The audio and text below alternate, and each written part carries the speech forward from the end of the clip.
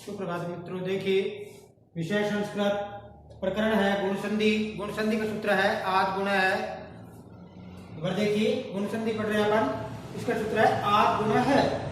आद गुण है, इसकी परिभाषा है ए या आ से परे ई अथवा ई आए तो उसका ए हो जाता है। जब ए या आ से परे उ अथवा उ आए तो उसका ओ हो जाता है। जब ए या आ से परे री अथवा री आए तो उसका अर हो जाता है। जब ए या आ से परे ली आए तो उसका अल हो जाता है। इसे गुण संधि कहते हैं। वर्ग देखिए कि जब प्रथम पद के अंत में ए या आ हो और दूसरा पद है उसके शुरू में ई अथवा ई आए तो उसका ए हो जाता है। इन दोनों का योग करेंगे उसका ए बन जाएगा। इसी तरीके से जब प्रथम पद के अंत में ए या आ आता है और दूसरा पद है उसके शुरू में उ अथवा उ आता है तो इनका योग करेंगे तो ओ हो जाता है। जब प्रथम पद के अंत में ए या आ आए और दूसरा पद है उसके शुरू में री अथवा री आए तो अर हो जाता है। जब प्रथम पद के अंत में ए या आए और दूसरा पद है उसके शुरू में लिरी आए तो उसका अल हो जाता है। देखिए,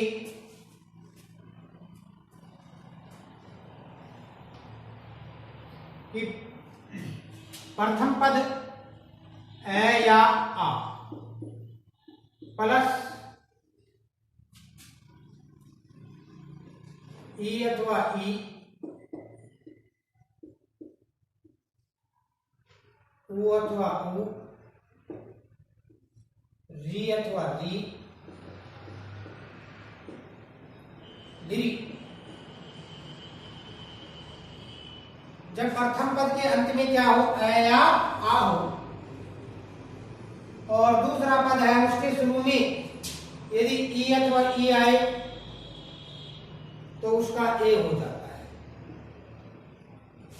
जब प्रथम पद के अंत में ए अथवा आ हो और दूसरा पद है उसके शुरू में उ अथवा उ आए तो उसका ओ हो जाता है।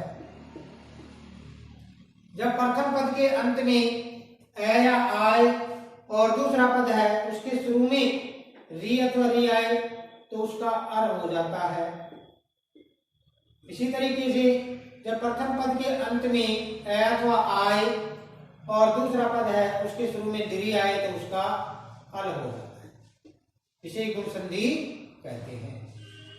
जैसे उदाहरण देखिए, ममे है।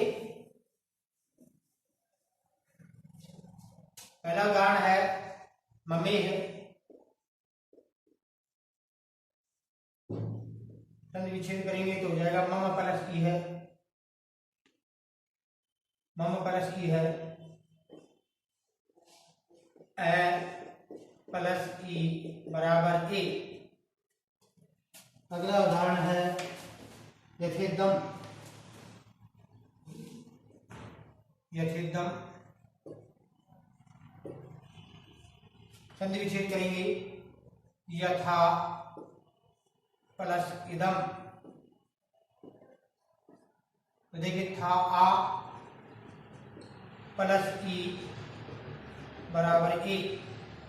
दोबारा देखिए ममे है, संधि विच्छेद करेंगे, संधि विच्छेद हुआ मम प्लस ई है। मम मम जो प्रथम पद है उसका अंतिम अक्षर है मैं, इसमें इसको बोल करके देखेंगे तो इसमें ए की ध्वनि आ रही है। ए प्लस जो दूसरा पद है उसका पहला वर्ण, तो पहला वर्ण है ई। ए प्लस ई, इन दोनों का योग करेंगे तो क्या बन जाएगा, ए बन जाएगा। और संधि ये कहती है कि जब ए या आ से परे ई अथवा ई है तो उसका ए बन जाए। इसी तरीके से यथेदम, यथा प्लस इदम।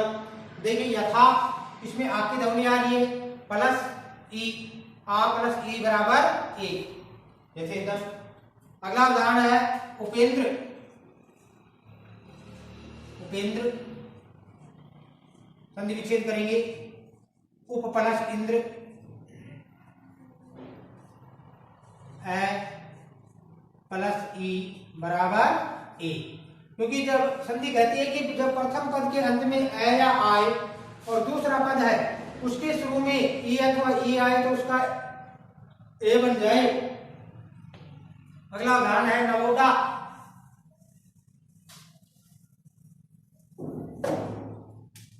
अगला उदाहरण है नवोडा।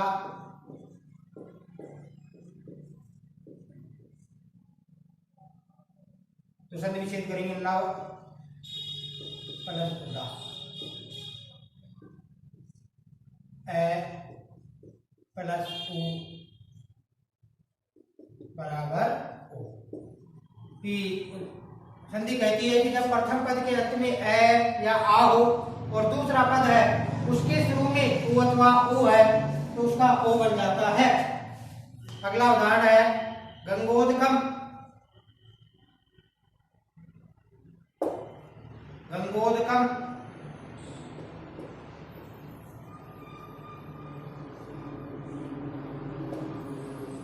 तो संधि विच्छेद करेंगे तो हो जाएगा गंगा प्लस उदकम, आ प्लस उ बराबर ओ।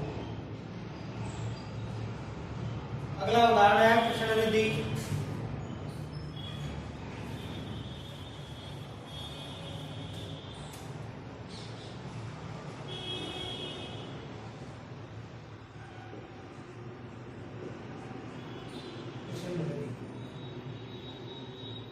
संधि विच्छेद करेंगे, कृष्ण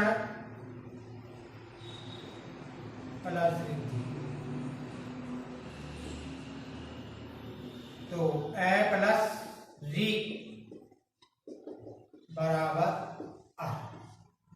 अब देखिए ए प्लस री बराबर अर, ये संधि कहती है कि जब प्रथम पद के अंत में ए या आए और दूसरा पद है उसके शुरू में री अथवा री आए तो उसका अर बन जाता है। अपने को प्राप्त हुआ अर।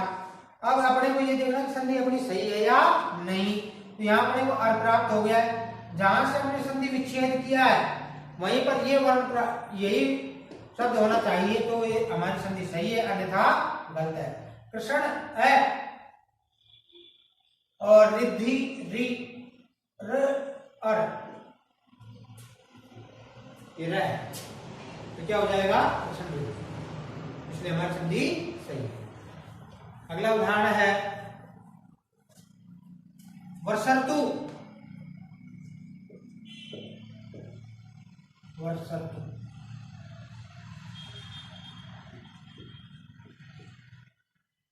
तो संधि विच्छेद करेंगे तो हो जाएगा वर्षा प्लस ऋतु, आ प्लस री बराबर।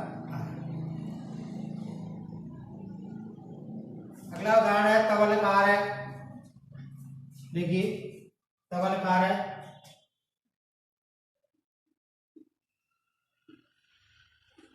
तवलकार है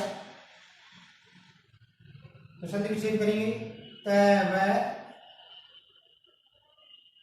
तव प्लस दीर्घिकार, संधि विच्छेद हो जाएगा तव प्लस दीर्घिकार, तो वह में एक की ध्वनि आ रही है प्लस दीर्घ, प्लस दीर्घ बराबर अल।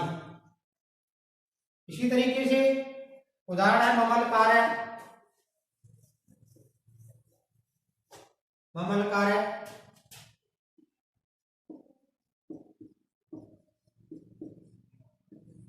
संधि विच्छेद करेंगे हो जाएगा मम प्लस दीर्घिकार,